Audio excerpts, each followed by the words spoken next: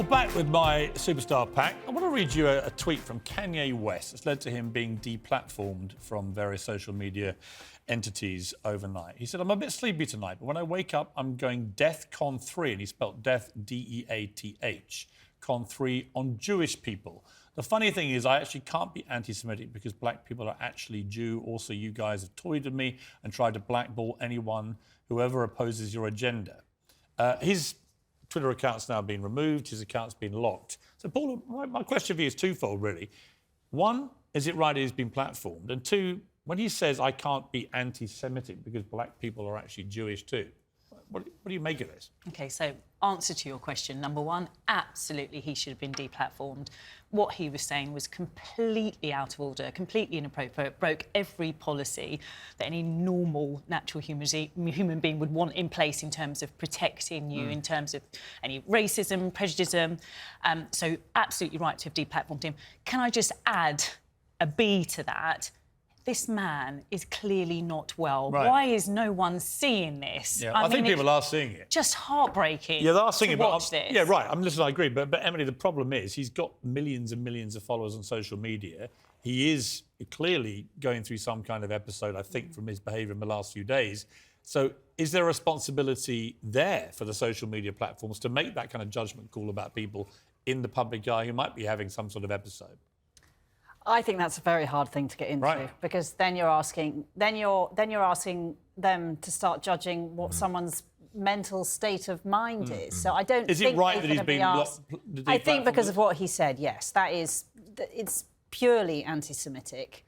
I don't see how that if they allowed that through, we can't then complain when they allow sort of, you know, we've just had a case where Meta's been accused on Instagram of allowing a young girl. Well, this young girl, Molly Russell. I've just written a column about it for the New York Post. You can't have one and not the other just because he's famous. Wilfred, we actually had children at the same school, so we go back a long way.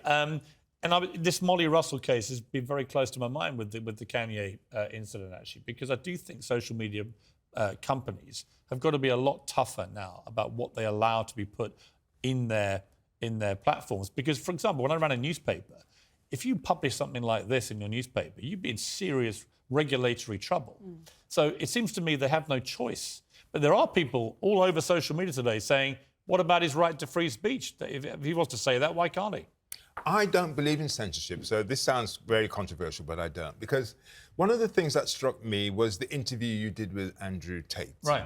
And I just think what we need to do is that we need to trust people to be making the decisions rather than somebody else saying, we don't think this is good enough for you to see. OK, so let me put you to the test, all right? Okay. So imagine if I started tonight's show by saying, I'm a bit sleepy tonight, but when I wake up tomorrow, I'm going DEATH-CON 3 on black people. OK, so what I would do... What would you say? Now, hold on a second. So what I do, I would say, my editor would say, right, we're going to put this programme in, and then you'll have an announcement. There may be things in this programme that some people might find offensive. I've done it live. Well, Twitter's live. He's just put it up. Wilfred. By the way, he hasn't done DEF, D-E-F. He said D-E-A-T-H. That's a clear threat. But there are some... If I had said that about black people, or in fact any type of people, but black people, for example, I don't think your view about don't censor it would have stretched that far, would it?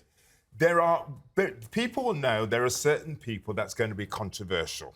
They come and they're going to listen. Doesn't mean they can say whatever they want. Well, that's not what free speech means. Well, I'm not talking about free speech at the moment. What I'm talking about censorship. You will know that there are certain people that's going to have a view. So if you decide to listen to that person knowing they have a view, well, that's your problem. What I want to do is that I want to leave it to people to make their decisions rather than some authority. But that means anyone can say anything they like on social media.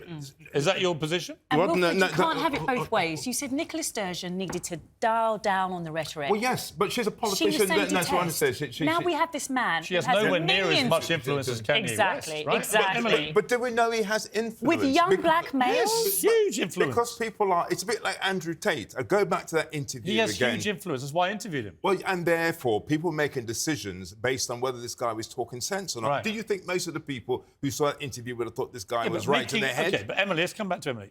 On this, it seems to me this is a clear threat he's making here. We don't know what the reality of that threat is, but I'm going DEATH-CON, spelled D-E-A-T-H 3, on Jewish people.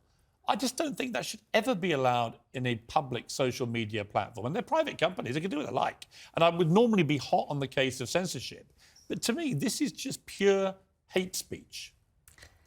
I think it is. I mean, not I think, it is. And as I said earlier, I don't think you can have one rule for one person because they're famous, and we're all sitting there going, fine, we all know it's Kanye and not feeling very well. I agree. Because then how can, when Molly Russell's dad took the case against Meta for why his daughter was seeing these images, which they believe then led to her committing suicide, you've then got no protection. Absolutely. And so that is I think that's the problem. But look, it's really when you have extreme arguments, it's very easy. But you know, it's for me, who decides what is censored? I think honestly, anyone that reads that from someone like Kanye West, that to me crosses a line. It's not a difficult question to answer. We decide. If you're blatantly racist or anti-Semitic, you're encouraging hate. We decide by whether we actually listen, whether we watch,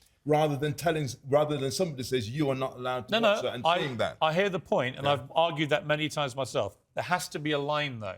There has to be a line. Who decides on the line? Well, I think we all know what anti-Semitism looks like when you're making threats against Jewish people, and we know the history. But we have laws as well that you can't wander around the street yelling racist or anti-Semitic things. So it follows that Twitter, which essentially is a platform which allows you to shout at lots of people, that there's got to be some of those same laws in place.